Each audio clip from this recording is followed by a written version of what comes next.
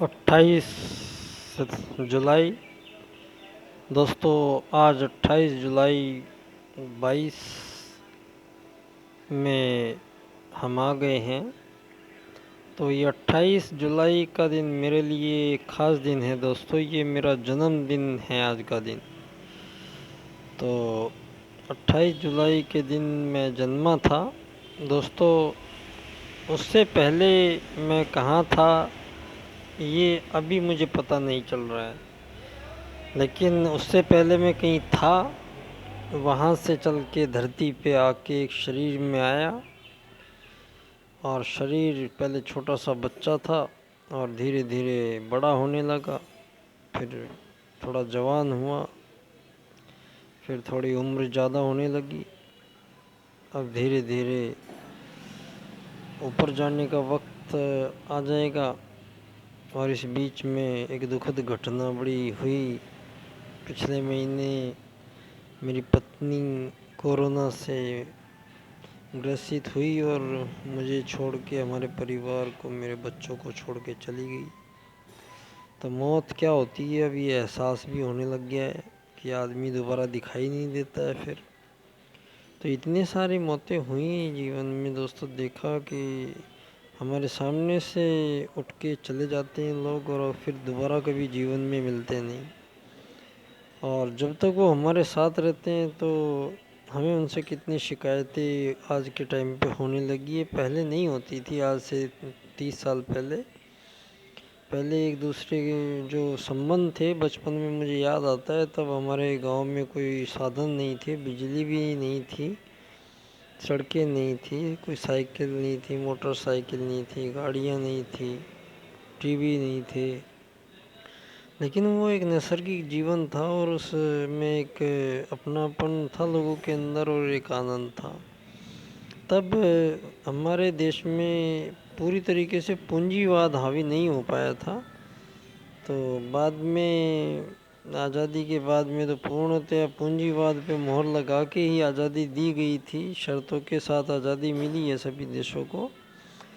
तो अब मैं छोटा बच्चा था तो, और अब 50 के आसपास आ गया हूँ, तो मुझे अब कुछ बोलने का ये मन हुआ कि मुझे कुछ प्रश्न समझ में नहीं आए। आपने ये मेरे साथ किया मजाक क्या किया है यहाँ पे। भाई, एक बात समझ में आई है कि मैं धरती पे जन्मा था, तो एक दिन समझ में आ रही है कि बीच में से अब जाना भी है। तो चले, मेरी पत्नी चली गई। वो सारा दिन सारी ज़िंदगी बस यही बोलती रही, अभी बिजली का बिल आ गया, बच्चों की फ़ीस जमा करानी है, ये हाँ ये सीमेंट वाले को देना है, मकान बनाना है, बच्चों के लिए ये लाना है, वो लाना है। मतलब इसके अलावा जीवन भर में वो मुझसे बेचारी कुछ बोल ही नहीं पाई, हम कुछ और बातें ही नहीं कर पाए। उसके दिमाग में 24 घंटे बस यही चीज़ छाई रहती थी कि आपूर्ति कैसे हो। एक परिवार हमने बसा लिया है, बना लिया है, हमने बच्चे हमारे हैं, तो उसके 24 घंटे उसको रातों को नींद भी नहीं आती थी। 24 घंटे उसको ये सोचने में लग जाता था। और वो बेचारी दुनिया से रुखसत हो गई आपके बिजली के बिल भरने के चक्कर में और ये आपकी व्यवस्थाओं के चक्कर में। दोस्तों, पिछले 22 साल से मैं पंडित दीनदयाल उपाध्याय जी की जन्म स्थली है धानक्या स्टेशन, जयपुर राजस्थान में। मैं यहाँ पर एक चिकित्सक हूँ। मूलतः निवासी मैं बागपत ज़िले के यूपी से हूँ, तोगाना गांव से। लेकिन यहाँ दीनदयाल उपाध्याय जी ने मुझे बुला रखा है, परम पूज्य गुरुदेव ने मुझे यहाँ भेजा हुआ है। तो यहाँ जो मिला मुझे, मैंने खो तो सब दिया जीवन में, क्योंकि गुरुजी के संकल्प दिलाए गए थे, पूरे किए 22 साल। कभी बच्चा डॉक्टर कहते हैं मुझे यहाँ लोग सभी जगह प्यार से। तो मेरा नाम तो जानते नहीं है लोग, बच्चा डॉक्टर ही कहते हैं। तो आज पिछले 22 साल से अवलोकन कर रहे हैं लोग कि मैंने एक यहाँ एनजीओ बना रखा है, बाल्यकाल सेवा संस्थान, जो एकात्म मानववाद को समर्पित है।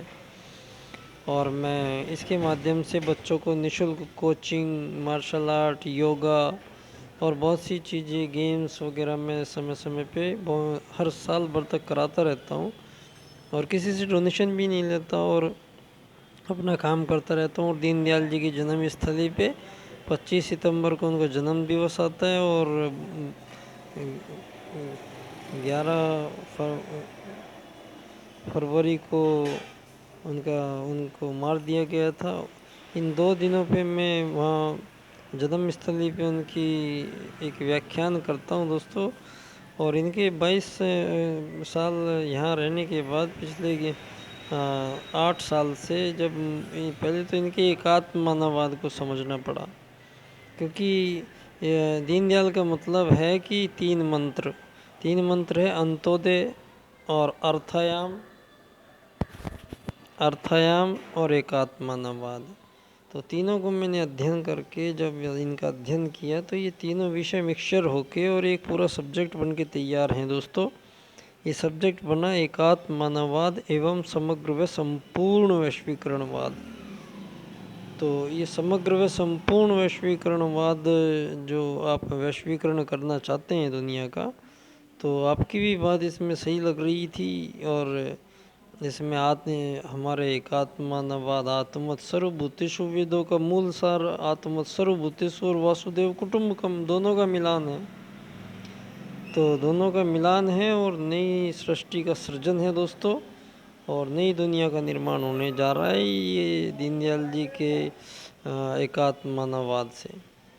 तो आज की दुनिया जो पूंजीवाद से घिरी पड़ी है दोस्तों, पूंजीवाद से त्रस्त सारी दुनिया, पूंजीवाद जब तक ये धरती पे रहेगा तब तक मानव कभी भी सुरक्षित नहीं रहेगा, कभी भी एक दूसरे से प्यार नहीं कर पाएगा, हमेशा दुश्मन बने रहेंगे। हमेशा अमीर गरीब मालिक नौकर का खेल चलता रहा है, हजारों सालों से चलता रहेगा। और ऐसे ही लोग एक दूसरे को मारते कत्लेआम करते रहेंगे, जैसे इन्होंने धर्म बना रखा है, सेनाएं बना बना के खड़ी करके और आयुध बना बना के, और इनको अपना कर्तव्य समझ के बैठे हैं हम कि दूसरे मानवों को मारना अपना कर्तव्य समझे बैठे हैं हम मानववासी। कितने बेवकूफ़ हैं दोस्तों। एक तरीके से देखा जाए तो ये धरती का अवैध अतिक्रमण करके आप लोग बैठे हुए हो धरती पे, अलग अलग सीमा रेखाएं खींच के और अलग अलग स्वतंत्र राष्ट्र बना के धरती पे आप बैठे हुए हो, और दूसरी सीमा रेखा के पार जो आदमी बैठे हुए हो उसको अपना दुश्मन बना रहे हो। तो ये एक ऐसे मूर्खता भरे दुनिया आपने बना के रखी हुई है कि इस धरती पे आप खुद क्या हो, इस सवाल का जवाब मांगा दीनदयाल जी ने। दीनदयाल जी कहते हैं पहले अपना परिचय दीजिए, उसके बाद हमें बताइए कि ये राजनीति कैसे करेंगे। तो दीनदयाल जी कहते हैं कि मानव एक शरीर ही नहीं है, शरीर तो कुछ भी नहीं है, शरीर तो कुछ भी नहीं है, मिट्टी है। तो इसके अंदर कौन है, ये वो कौन है? तो दीनदयाल जी कहते हैं परमात्मा का एक अंश आत्मा है। तो आत्मा जब शरीर लेके धरती पे आ गई है और एक शरीर छोड़ के फिर चली जाती है, तो ये आत्मा तो कहीं और की है, यहाँ की है ही नहीं, धरती की। भाई जब आती है और चली जाती है तो यहाँ तो इसका मूल ठिकाना है नहीं, सीधी सी बात थी। लेकिन आप लोगों ने तो यहाँ ज़मीन अपने पट्टे काट के बैठ गए, आप मालिक बन के बैठ गए, ज़मीन के नौकर बन के बैठ गए, मालिक बन के बैठ गए, अमीर बन के बैठ गए, गरीब बन के बैठ गए। दोस्तों ये सब चीज़ें कभी भी भगवान ने ये नहीं कहा है कि आप धरती पे जाके अपनी यात्रा का समय कैसे पूरा करो। ये व्यवस्थाएं तो आपको ही बनानी थी और हमने बना के दी थी। धरती पे सबसे पहले धरती के पहले राजा मनु थे। मनुवाद पहला राजनीतिक दर्शन दिया था विश्व को, जो धर्म अर्थ काम मोक्ष 4 पुरुषार्थ के ऊपर टिका हुआ था, और मोक्ष प्राप्ति जीवन का उद्देश्य था। मरने को मोक्ष नहीं कहते हैं, मोक्ष है आत्मा का परमात्मा से मिलन। उसके लिए आपको धर्म अर्थ काम तीनों चरणों से होकर गुजरना पड़ेगा। लेकिन त्रुटि मानवीय रही, हमने वेद ज्ञान का तिरस्कार किया क्योंकि धर्म को हम समझ नहीं पाए और ना समझा पाए। बाद में धर्म के एक हजारों धर्म बना दिया आपने, और आपस में काट मार चली रही है, हजारों सालों से गर्दन उड़ा रहे हैं, कत्लेआम करे जा रहे हैं धर्मों के नाम पे। दोस्तों वेद ज्ञान के आधार पे धर्म का अधर्म कर दिया आपने, अर्थ का अनर्थ कर दिया। वेद में अर्थ का मतलब कुछ और था, आपने ये धन रुपया सोना चांदी पैसा बना के और इसके आधार पे दुनिया की हर चीज़ तय करते चले जा रहे हो आप लोग। ये पूंजीवाद चला दिया आपने। पूंजीवाद में तो कभी भी मानव 5% से ज़्यादा बुद्धि से ज़्यादा उपयोग कर ही नहीं पाएगा, कभी अपनी कर ही नहीं पाया है आज तक। तो दोस्तों, यहाँ मनुवाद का तिरस्कार किया, साम्राज्यवाद आया, मार्क्सवाद आया, लेनिनवाद आया, नाजीवाद आया, फांसीवाद आया, इस्लामवाद आया, ईसाईवाद आया, आतंकवाद आया, भोगवाद आया, इतने सारे वाद आए, लेकिन यहाँ मानव में अमानवीयता बढ़ती चली गई और इतनी ज़्यादा बढ़ गई कि आज व्यभिचारी समाज है सारा का सारा, और कामुक समाज है, और एक दूसरे से नफ़रत है, और एक दूसरे के खून के प्यासे हैं, और एक दूसरे को जहर खिला खिला के मार रहे हैं इस पैसे के चक्कर में। और आज पैसे की कीमत दुनिया में सबसे ज़्यादा है और इंसान की कीमत कुछ भी नहीं। पैसे, इंसान की बनाई हुई चीज़ उसी के गले का फंदा बन के, और ये पूंजीवाद से आज सारी दुनिया समाप्ति की ओर जा रही है। तीसरा विश्व युद्ध, ये हमारे बीच में तीसरा विश्व युद्ध लड़ा जा रहा है कोरोना के कारण। ये चौथा भी अभी और चला सकते हैं। इनका काम ही हज़ारों सालों से एक दूसरे को मारना मरना है। तो इसके बीच में आप सब लोगों को, पूरे संसार भर को मैं एक चुनौती दे रहा हूँ कि आपके पूंजीवाद से संचालित लोकतंत्रवाद की नियति तो यही है, लेकिन पंडित दीनदयाल उपाध्याय जी के अर्थायाम आधारित एकात्म मानववाद ये एक नई सृष्टि का सृजन करेगा दोस्तों। ये यहाँ एक नई दुनिया का निर्माण करेगा। तो ये विषय जो बन के आया है, ये है एकात्म मानववाद से समग्र व संपूर्ण वैश्वीकरणवाद। इसका मतलब है दोस्तों, आत्मवत सर्वभूतेषु और वासुदेव कुटुंबकम का मिलान। तो सारी धरती पे जितने भी मानव हैं, दीनदयाल जी कहते हैं एक आत्मा मानिए इनको, और सारी धरती पे जितने भी देश हैं इनको एक राष्ट्र मानिए, और सारी सीमा रेखाएं ख़त्म कर दीजिए। तो न रहेगा बांस, न बजेगी बांसुरी, और सारी दुनिया में सिर्फ एक ही सरकार बनाओ, सारी दुनिया को हटा दो ये सरकारों को, सारी सीमा रेखाएं ख़त्म कर दो, एक ही विश्व सरकार बनाओ, और प्राइवेट सेक्टर बिल्कुल ख़त्म कर दो। बहुत सारे इसमें क्लूज आएंगे एकात्म मानववाद से समग्र में संपूर्ण वैश्वीकरणवाद में। तो इनको हम चर्चाओं के माध्यम से, व्याख्यान के माध्यम से, ब्रॉड विषय है, हम इस पर विस्तृत चर्चा बाद में करेंगे। तो दोस्तों, आज मेरे जन्मदिन पे मैं दोबारा अभी तक जीवित हूँ तो संकल्पित हूँ कि मैं ये परम पूज्य गुरुदेव का जो युग निर्माण योजना का जो सत्संकल्प पाठ, उन्होंने जो नए युग का नया संविधान लिखा है, वो इस दुनिया का नया संविधान बनेगा, और राजनीति का दर्शन होगा एकात्म मानववाद से समग्र व संपूर्ण वैश्वीकरणवाद।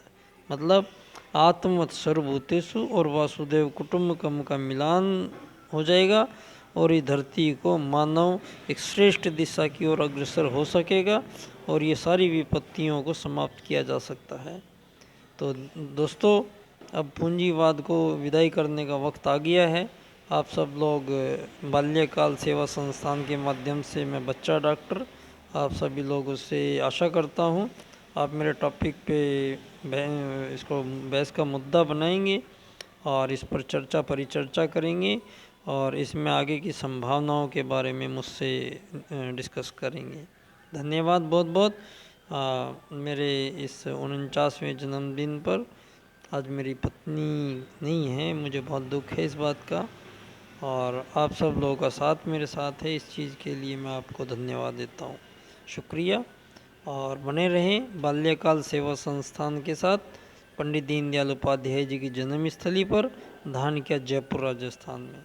शुक्रिया।